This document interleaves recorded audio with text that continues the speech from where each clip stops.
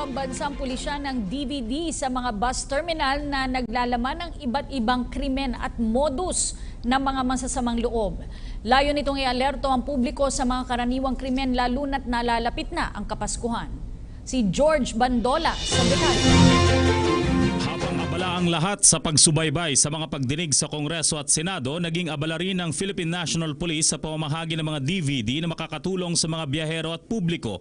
15 iba't ibang krimen at karaniwang modus ng mga mapagsamantala na nasa DVD na ipinamahagi sa mga bus terminal. Lalo ngayong holiday season, paliwanag ng PNP, pihadong dadami din ang karaniwang krimen sa lansangan.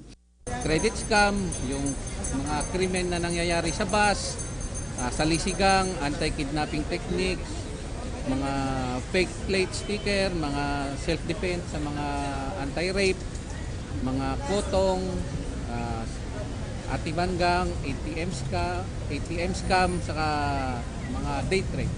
So, maraming matututunan po yung mga kababayan natin para makaiwas po sa mga masasamang gawain. Pwede i-reproduce sa mga nilalaman ng DVD kahit pa mapanood din ito ng mga mismong nagbabalak ng masama o sindikato. Ang layunin po natin dito ay para ma-expose nga po, para po yung mga kababayan natin ay hindi po maloko pagka may pagkakataon na alam na po nila na maloloko.